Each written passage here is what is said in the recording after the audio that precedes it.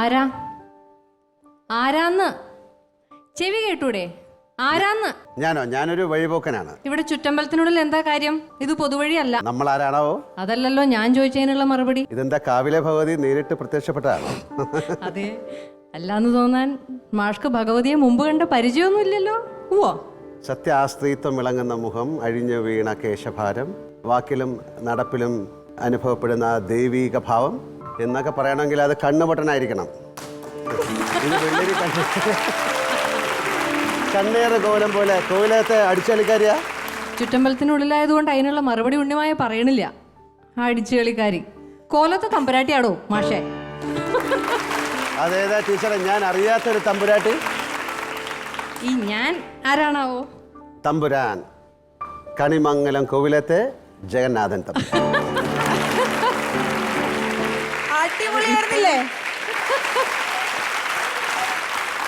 ലാലേട്ടൻ്റെ മുമ്പിൽ നിന്ന് ഡയലോഗ് പറയാനുള്ള വിറയൽ എനിക്ക് ഇപ്പോഴും ഉണ്ട്, അന്നും ഉണ്ടായിരുന്നു. അതെനിക്ക് തോന്നുന്ന ഒരുപക്ഷെ മലയാള സിനിമയിൽ തന്നെ ഒരു നായികയ്ക്ക് കിട്ടിയിരിക്കാവുന്ന ഏറ്റവും മനോഹരമായിട്ടുള്ള ഒരു നായകനെ കണ്ടുമുട്ടുന്ന ഒരു സന്ദർഭം ഇപ്പോഴും ആ സന്ദർഭവും അതിൻ്റെ ഒരു സംഗീതവും അതിൻ്റെ ഫുൾ എല്ലാ ഒരു രംഗത്തിൻ്റെ ഭംഗിയും ആ സ്ക്രിപ്റ്റും ഡയലോഗും ഡയറക്ഷനും എല്ലാം ഇപ്പോഴും ആ ഒരു സീനിൻ്റെ ഭംഗി എവിടെ ചെന്നാലും എല്ലാവരും എടുത്ത് പറയാറുണ്ട്. ശരിയാണ്. ഇതൊക്കെ വെറുതെ പറയുന്നതാണ്. ആ സീനിൽ ആ ഇറങ്ങി വന്ന് അങ്ങനെ ഒരു പെർഫോം ചെയ്തപ്പോൾ ഞാൻ ശരിക്കും പേടിച്ചു. പക്ഷെ എന്തൊക്കെ പറഞ്ഞാലും ലാലേട്ട, മഞ്ജു ചേച്ചി, താങ്ക് യു സോ മച്ച്. ആ ഒരു സീൻ നേരിട്ട് കണ്ട ഒരു അനുഭവം തന്നെയായിരുന്നു ഞങ്ങൾക്ക് എല്ലാവർക്കും. 1997 ആറാം തമ്പുരാൻ, 1998 സെപ്റ്റംബറിൽ സമർ ഇൻ ബത്ലഹേം, 1998 ഏപ്രിലിൽ കന്മദം, അതിനുശേഷം 2015 എന്നും എപ്പോഴും. നിങ്ങൾ രണ്ടുപേരും ഇതുവരെ ഒന്നിച്ച് 4 സിനിമകൾ മാത്രമേ ഉണ്ടായിരുന്നുള്ളൂ. പക്ഷേ മലയാളികൾ എല്ലാവരും ഒന്നടങ്കം സ്വീകരിച്ച ഒരു താരജോഡികളായിരുന്നു നിങ്ങൾ മലയാള സിനിമയിൽ.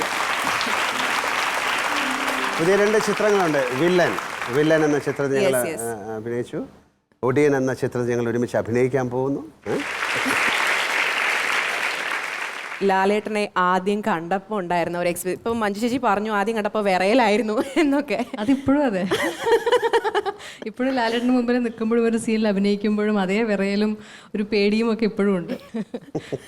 ആദ്യം ഞാൻ വേറൊരു സിനിമയിൽ അഭിനയിച്ചുകൊണ്ടിരിക്കുമ്പോൾ ആറാം തമ്പുരാൻ എന്ന സിനിമയിലേക്കുള്ള ക്ഷണം വന്നപ്പോഴാണ്. അപ്പം തന്നെ എല്ലാവരും എൻ്റെ ചുറ്റും നിന്നവരെല്ലാവരും എന്നെ അഭിനന്ദിച്ചിരുന്നു. അത് ലാലേട്ടൻ്റെ കൂടെ ഒരു സിനിമ ചെയ്യാൻ പോവുകയാണ്, ഇനിയിപ്പോൾ എന്താണ് ഏറ്റവും വലിയ കാര്യമല്ലേ നടക്കാൻ പോകണേ എന്നൊക്കെ പറഞ്ഞ് ഒരുപാട് അഭിനന്ദിച്ചിരുന്നു. അപ്പോഴും എനിക്ക് ലാലേട്ടനൊന്ന് കാണാൻ പറ്റുമല്ലോ എന്ന്, അന്ന് വരെ ഞാൻ ലാലേട്ടനെ നേരിട്ട് കണ്ടിട്ടില്ല. അപ്പോൾ നേരിട്ട് കാണാൻ സാധിക്കുമല്ലോ എന്നുള്ളൊരു എക്സൈറ്റ്മെൻ്റ് ആയിരുന്നു സിനിമ ചെയ്യാൻ പോകുന്നതിനെക്കാട്ടിലും കൂടുതൽ. അതിനുശേഷം സെറ്റിൽ വന്നപ്പോഴും ഞാൻ ലാലേട്ടൻ കാണുമ്പോഴും ഒരുപാട് സ്നേഹത്തോടെ സംസാരിക്കുമായിരുന്നു. പക്ഷെ അപ്പോഴും ദൂരെ മാറി നിന്ന് ഇങ്ങനെ ഒരു പേടിയോടെയും ബഹുമാനത്തോടെയും എന്നും ഞാൻ ലാലേട്ടനെ കണ്ടിട്ടുള്ളൂ. അതിനുശേഷം ഇപ്പോൾ ഈ സീനുകളൊക്കെ ഷൂട്ട് ചെയ്തുകൊണ്ടിരുന്നപ്പോഴും എനിക്ക് ഓർമ്മയുണ്ട്.